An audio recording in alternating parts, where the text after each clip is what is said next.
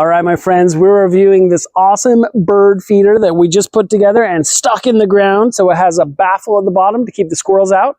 This is where all the food goes up here. So it's got a water dish, a little bird seed dish, multiple little glass feeders so you can see the bird seed up inside, and a little brick holder, and of course this little pecking thing. I'm excited to see all the birds that come visit our bird feeder, and I hope you found this review helpful. It was all easy to assemble. It's metal, feels very sturdy, and it's very firmly stuck in the ground.